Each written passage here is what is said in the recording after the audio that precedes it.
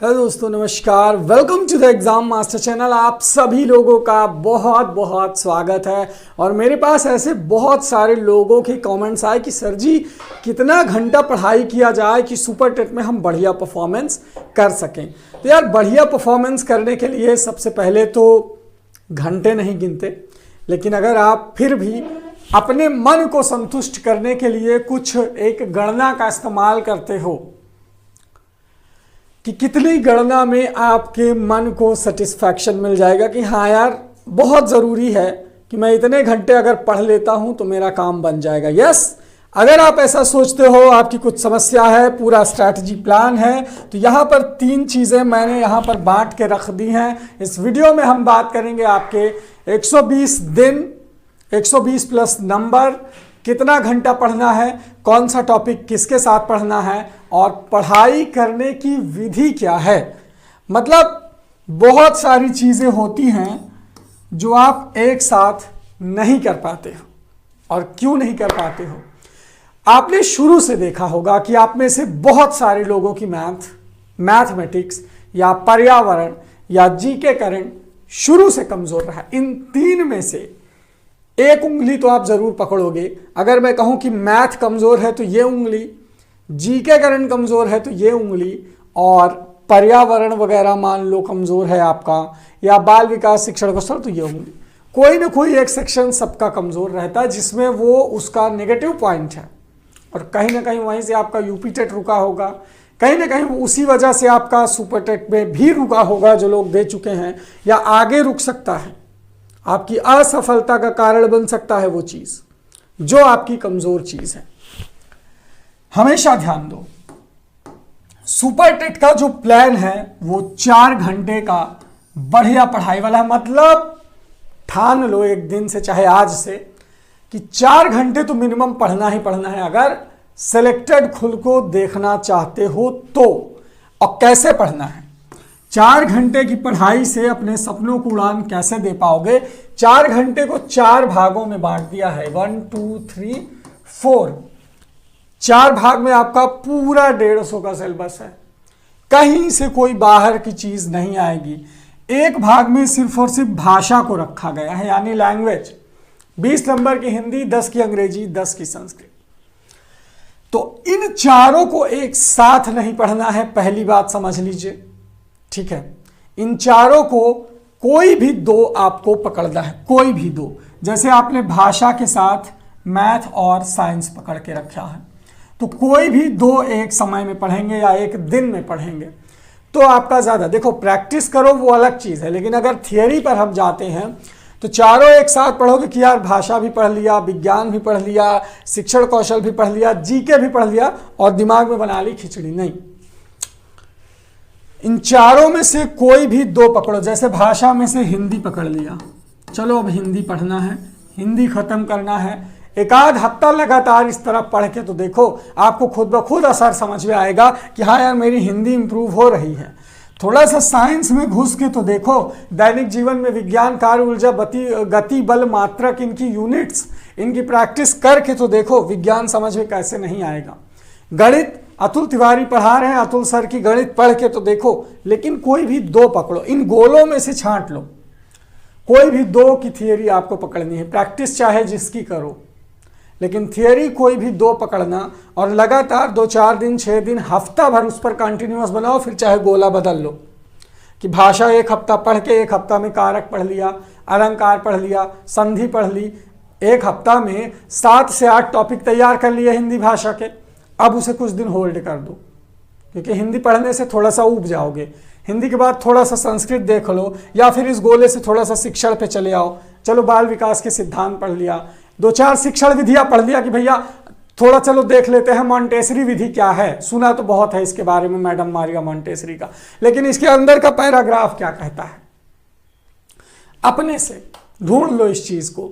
हमारी जो पढ़ाई की रणनीति है वो यही रहेगी कि अगर आपको हम भाषा पढ़ाएंगे तो 4, 5, 6, 7 टॉपिक, मैक्सिमम 7 टॉपिक हिंदी के पढ़ाने के बाद हिंदी रोक देंगे, होल्ड कर देंगे। हिंदी में भी कैसे पढ़ाएंगे? जैसे जब मैं आपको रस पढ़ाऊंगा, छंद पढ़ाऊंगा, तो अलंकार भी पढ़ाऊंगा। क्यों? ये 3 टॉपिक अंतः संबंधित हैं। जैसे जब मैं आपको संज्ञा पढ़ाऊंगा तो सर्वनाम भी पढ़ाऊंगा, क्रिया भी पढ़ाऊंगा और विशेषण भी पढ़ाऊंगा। क्यों? ये टॉपिक अंतः संबंधित है। जैसे मैंने आपको संधि पढ़ा चुका, समास पढ़ा चुका, संधि के साथ समास बताना बहुत जरूरी है, क्योंकि संधि में भी हम तोड़ते हैं, समास में भी हम तोड़ते हैं, तो कहीं ना कहीं अंतः संबंधित है। संधि पढ़ेंगे, उसके अगले दिन समास पढ़ेंगे, तो दिमाग में हमारे जो बिल्डिंग है वो बनेगी। लेकिन अगर संधि पढ़ लिया उसके बाद लग गए संज्ञा पढ़ने, तो नहीं मजा आएगा। फिर स्ट्रक्चर होता है एक स्ट्रैटेजी का, कम समय दे करके ज्यादा चीजें ऐसे तैयार की जाती हैं। ठीक है, जैसे अलंकार पढ़ना, अलंकार पढ़ा, अब उसके आगे अब रस भी पढ़ डालो अलंकार के साथ, आपको पता चल जाएगा, क्योंकि अलंकार भी कविता से संबंधित है और रस भी कविता से रिलेटेड है और छंद भी कविता से रिलेटेड है। तो 3 टॉपिक अंतर संबंधित वाले एक साथ। जैसे मैंने यहां यूनिट बना दी है, वैसे हमारी जो पढ़ाई होगी, नोट्स की पढ़ाई होगी, टॉपिक की पढ़ाई होगी, वहां भी यूनिट में हम बांट देंगे। कैसे बांटेंगे ये तो मैं एक विषय का आपको बता रहा हूं। जैसे संज्ञा, सर्वनाम, विशेषण, क्रिया विशेषण, और इसका जो है एक यूनिट बन गया आपका। ठीक है, क्रिया का और क्रिया विशेषण। ठीक है, फिर सकर्मक क्रिया, अकर्मक क्रिया, कर्तवाच्य और भाववाच्य, इनकी एक यूनिट बन गई है ना। भाषा में भी सकर्मक क्रिया, अकर्मक क्रिया, कर्तवाच्य, कर्मवाच्य, भाववाच्य, इनकी एक यूनिट बना डाली। संधि समास की एक यूनिट बना डाली। तत्सम, तद्भव, विलोम, पर्यायवाची, ये शब्दों के खेल पे है, इनकी एक यूनिट बना डाली। समझ में बात आ रही ना कैसे करना है? एक एक यूनिट बना के पढ़ना है हर विषय का। जैसे जब हम मान लो, चलो हिंदी का बता दिया, समझ में आ गया होगा। जैसे गणित में अतुल सर करवा रहे हैं, बहुत बढ़िया। जब वो आपको लाभ हानि बता रहे हैं, तो साथ ही साथ प्रतिशत की भी यूनिट उसी में चल रही है। कितना लाभ हुआ, कितना हानि हुई, तो उसका परसेंट भी निकाल लिया, कितने परसेंट लाभ हुआ, इतने परसेंट हानि। अब लाभ हानि अगर जान गए तो प्रतिशत निकालना भी जान जाओगे। तो इंटेलिजेंट स्टूडेंट वही होता है जो यूटिलाइज कर ले चीजों को, है ना। इस चीज के बारे में, इस तथ्य के बारे में अगर आपने कभी नहीं सोचा, तो फिर आपके ये जो लास्ट 120 दिन मैं आपको बता रहा हूं ना, ये वेस्ट हो जाएंगे। ऐसे इधर घूमते रहोगे, कभी इधर घूमते रहोगे और कहीं के नहीं रहोगे। जब हम एक पूरे पाठ्यक्रम को, 14 विषय का ये जो बोझ आपको लग रहा है, पूरे पाठ्यक्रम को टॉपिक वाइज यूटिलाइज कर दे अपनी स्ट्रैटेजी में, जो कि हम अपनी पेड क्लासेस में कर रहे हैं, सारी चीजें यूटिलाइज करके अगर पढ़ी जाएं, तो क्या हम पूरे सिलेबस को कवर नहीं कर सकते नोटिफिकेशन आने के पहले? अपने माइंड में हमेशा याद रखो कि मार्च में चाहे नोटिफिकेशन आ जाए सुपर डेट का, उसके पहले आपको सारे टॉपिक यूटिलाइज करके कवर कर लेने हैं। और आते हैं, देखो और यूटिलाइज करते हैं, जैसे शिक्षण, सीडीपी और जीवन कौशल। तो जब हम शिक्षण में शिक्षण विधियां पढ़ेंगे, प्रश्नोत्तर विधि, आगमन निगमन, है ना, ज्ञात से अज्ञात। फिर जब हम पढ़ेंगे मांटेसरी विधि क्या है, किंडरगार्टन प्रणाली क्या है ना, ड्रेकोली का जो तो शिक्षण विधि है वो क्या है, प्रयोजनवाद जॉन डीवी का क्या था, प्रोजेक्ट मेथड। तो शिक्षण विधियां ये सारी इंटर रिलेटेड हैं, क्योंकि जब आप इनको आपस में पढ़ोगे तो इनके आपस के फर्क भी पता चल जाएंगे। फिर अगली यूनिट में हम क्या पढ़ेंगे, जैसे अधिगम का सिद्धांत। लर्निंग के सिद्धांत में जब हम थॉर्नडाइक को पढ़ेंगे, थॉर्नडाइक को पढ़ने के साथ साथ हम पढ़ेंगे स्किनर को और पावलाव को और आपके गेस्टाल्टवादी। 4 अधिगम के सिद्धांत पकड़ लिए। जब हम भाषा वाला पढ़ेंगे, लेव वाइगोत्स्की का सामाजिक पढ़ेंगे, कोहलर का नैतिक विकास पढ़ेंगे, तो उसी में चॉम्स्की का भाषा वाला भी पढ़ लेंगे। यूटिलाइज करो, पूरे सिलेबस को बढ़िया से यूटिलाइज कर दो। ये चीजें आपके माइंड में होनी चाहिए। मैं सिलेबस को, मैं इसीलिए कहता हूं कि आपका जो 14 विषय वाला सिलेबस है वो ढंग से देखो, उस पर रोज एक बार नजर डाला करो, तब जाकर के चीजें यूटिलाइज होंगी आपके माइंड में। धीरे धीरे टॉपिक यूटिलाइज होना शुरू हो जाएंगे जब आप सिलेबस पर रोज नजर डालोगे, सुबह शाम नजर डालोगे। किस टॉपिक को किस टॉपिक के साथ कोरिलेट करके, उसमें डिफरेंशिएट करके हम समझ सकते हैं। ज्यादा नहीं, बस 4 घंटे पढ़ोगे ना ऐसे स्टाइल मार के, हीरो बन जाओगे, पढ़ाई के हीरो। 14 विषय आपके लिए कुछ नहीं रह जाएगा। फिर आप सोचोगे कि यार आपके पास 2 महीने बाद कोई टॉपिक बचेगा ही नहीं जिस पर आपकी नजर ना गई हो, चाहे वो मैथ का हो, चाहे साइंस का हो, चाहे शिक्षण का हो, चाहे जीके, करंट, रीजनिंग। अच्छा, एक चीज बहुत जरूरी और सुनो, जीके में क्या होता है कि आप लोग अगर जैसे आपने एक पॉलिटी का क्वेश्चन देख लिया कि हाँ यार सुपरटेट में पॉलिटी से आए थे संविधान सभा के अध्यक्ष, मतलब संविधान, अब पूरा संविधान नहीं पढ़ना है। इतिहास से पूछ लिया था मंदिर स्थापत्य कला का क्वेश्चन, तो पूरा इतिहास नहीं उठा के पढ़ डालोगे कि चले लगे एंशिएंट हिस्ट्री, एक क्वेश्चन के लिए पूरा एंशिएंट हिस्ट्री पढ़ डाला, नहीं, यहीं चूक जाते हो आप लोग। इसके लिए क्या रणनीति है? संविधान का क्वेश्चन तो आएगा, ये सब जानते हैं, लेकिन इसके लिए आपकी स्ट्रैटेजी क्या है? पूरा संविधान पढ़ने की स्ट्रैटेजी है? एक एक अनुच्छेद खोल के पढ़ने की स्ट्रैटेजी है? नहीं, ऐसे करोगे तो खो जाओगे, एक प्रश्न के लिए ज़्यादा समय बर्बाद कर दोगे और फिर जो मेन चीज़ है उससे भटक जाओगे। समझ गए? पूरा संविधान पढ़ोगे ज़्यादा से ज़्यादा 1 से 2 क्वेश्चन, पूरी अर्थशास्त्र उठा के पढ़ जाओगे ज़्यादा से ज़्यादा 1-2 क्वेश्चन। इसे कैसे कवर करेंगे? दिमाग में कोई आइडिया है? संविधान कैसे कवर करेंगे? इतिहास के फैक्ट्स कैसे कवर करेंगे? कैसे करोगे? पूरा हिस्ट्री पढ़ोगे? कितना टाइम लग जाएगा? और पता नहीं क्या पूछ ले, ये भी नहीं पता। चलो मैं बताता हूं उपाय, इसका भी उपाय बताता हूं। चीज़ों को आसान कैसे बनाते हैं? जैसे आपने देखा कि संविधान में क्या पूछा, अध्यक्ष, पहले अध्यक्ष। तो संविधान में हमें देखना यह होगा कि शिक्षा से रिलेटेड अनुच्छेद कौन सा है। पहली चीज एजुकेशन, शिक्षा और भाषा, 2 चीजें ये देखनी संविधान में। ज्यादा से ज्यादा 2-4 पॉइंट में ये क्लियर होगा।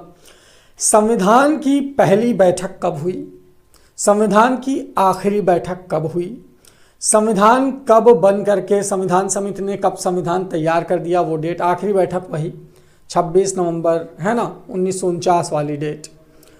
संविधान सभा में कितनी समितियां थी और उन समितियों के अध्यक्ष कौन थे, है ना।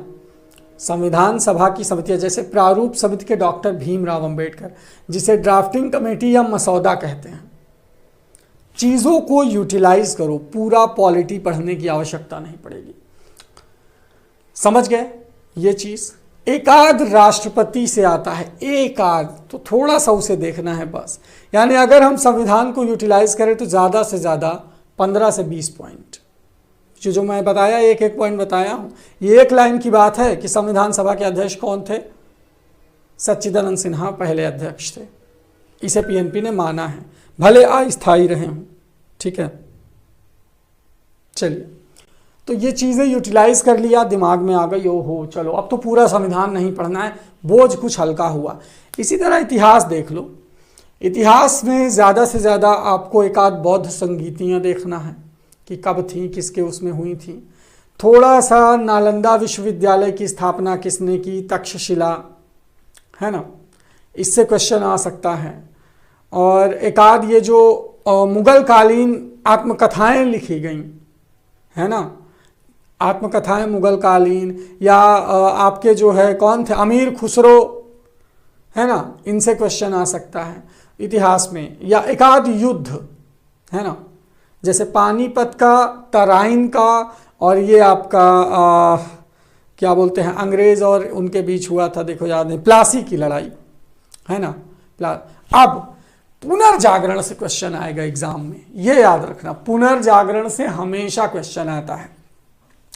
राजा राम मोहन राय सती प्रथा, परमानेंट सेटलमेंट कौन से लॉर्ड किए, स्थानीय प्रशासन, बंगाल विभाजन, एक एक लाइन के पॉइंट हैं ये, अगर आप इनको तैयार कर लो, इन्हें कहते हैं गोल्डन पॉइंट्स, दिमाग में होने चाहिए।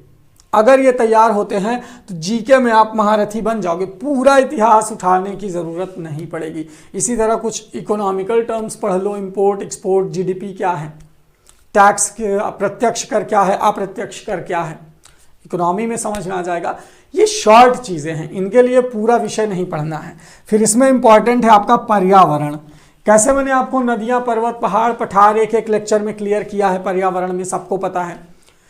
फिर जलवायु, जलवायु से रिलेटेड कुछ protocols, global warming, ozone layer, ये टॉपिक दिमाग में रखो ना। और ये दिमाग में कब आएंगे, जब सिलेबस देखोगे, जब इनसे रिलेटेड नोट्स पढ़ोगे तो चीज़ें आसान हो जाएंगी। हमेशा एक जो ब्रिलियंट विद्यार्थी होता है, जो प्रतिभाशाली विद्यार्थी होता है, वो जानता है कि उसे अपने सिलेबस को कैसे आसान बनाना है। मैं आपके सिलेबस को आसान बना रहा हूं तो आपको अभी अच्छा लग रहा होगा, सुनने में भी अच्छा लग रहा होगा कि हाँ ये तो 14 विषय का एक एक टॉपिक हुआ गुरुजी आसान बनाए दे रहे हैं।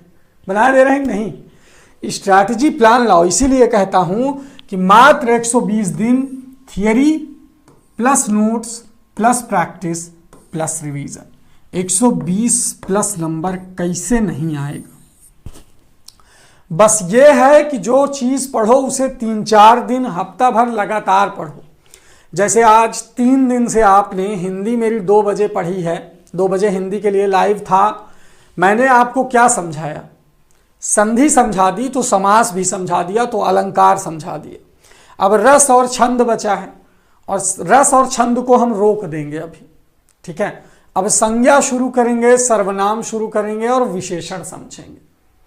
ये स्ट्रैटेजी होती है धीरे धीरे भाषा को कंप्लीट करने की। जब संस्कृत शुरू करेंगे तो महेश्वर सूत्र प्रत्याहार के साथ फिर से वर्णमाला का रिवीजन कर लेंगे जो हिंदी में पढ़ा था।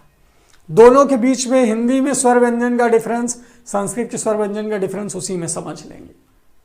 तो चीजें ऐसे आसान बनाओगे तो फिर थियरी पढ़ोगे, सारे टॉपिक के नोट्स पढ़ोगे, प्रैक्टिस सेट आपको पता है 8 बजे वाला प्रैक्टिस सेट मैं कैसे बनाता हूं, किस लेवल का बनाता हूं, उसमें आप कैसे सफलता प्राप्त कर सकते हो। तो इसीलिए हम लोगों ने स्पेशल ग्रुप बनाया है जिसमें अगर आप एडमिशन लेते हो तो आपकी इसी सिस्टमैटिक पद्धति से तैयारी करवाई जाएगी। अब आप कहोगे कि इस ग्रुप को ज्वाइन कैसे कर सकते हैं? इस थियरी को, नोट्स को, प्रैक्टिस को और रिवीजन क्लास एग्जाम तक, पूरा परीक्षा जिस दिन नहीं हो जाएगी तब तक हमारी ही रणनीति के साथ पढ़ाई कैसे कर सकते हो, तो ये व्हाट्सएप नंबर नीचे चल रहा है, इस पर अपना नाम और जिला का नाम लिख करके आपको भेजना है। और पूरी स्ट्रैटेजी वाली तैयारी, जिसे आप कहते हैं ना कि बेहतरीन नोट्स के साथ, जैसे मैंने आपको बताए कि एक एक पॉइंट, एक एक चीज़ें क्लियर करेंगे। बस ये नंबर सेव करो और व्हाट्सएप पे हमें मैसेज करो, नाम जिला का नाम, और पूरी चारों रणनीति बहुत आसानी से उपलब्ध है हमारे पास। क्या समझे? इस पर आपको लाइव क्लास भी मिलेगी। मैं, मेरे जैसे और मेरी टीम के टीचर आपको बेहतरीन लाइव क्लास एक एक टॉपिक की देंगे। जैसे मैंने सिलेबस को बताया वैसे टॉपिक से हम कवर करेंगे। देखते हैं फिर कैसे 120 नंबर नहीं आता। ये रणनीति अगर आपके दिमाग में घुस गई हो और वाकई में खिचड़ी नहीं बनाना चाहते हो, दिमाग का दही नहीं करना चाहते हो, तो इस रणनीति को फॉलो करो और जुड़ जाओ हमारे साथ एग्जाम तक के लिए आज से। और निश्चित कर लो कि 120 प्लस नंबर सौरभ सर के साथ जुड़ करके लाना है, यानी एग्जाम मास्टर के साथ जुड़ करके लाना है। इस फैमिली का हिस्सा बनिए और श्योर हो जाइए। अपनी जिंदगी के मिनिमम 4 घंटे आपको देने हैं और सुपर टेट क्रैक करोगे 120 प्लस नंबर से। यार जो नॉलेज आपको आएगी पढ़ने के बाद से, वो आप ही के काम तो आएगी, और वही चीज परीक्षा में आप कॉन्फिडेंस से बैठोगे।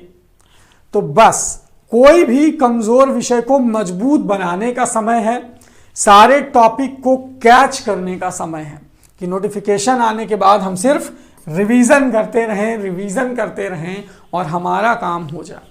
तो अगर रणनीति समझ में आई है, then come to the WhatsApp and take the admission right now. जितना जल्दी शुरू कर दोगे उतना जल्दी औरों से आगे रहोगे। तो इसी के साथ वीडियो को कर दीजिए लाइक, चैनल को कर दीजिए सब्सक्राइब, क्योंकि अब 7 लाख सब्सक्राइबर हम लोग होंगे बहुत जल्द। तो इस मिशन को पूरा करिए और हमारे साथ जुड़ जाइए। सुपर टेट में आपका सिलेक्शन पक्का है, सुपर टेट में आपकी एक सीट पक्की है। Thank you so much, bye bye.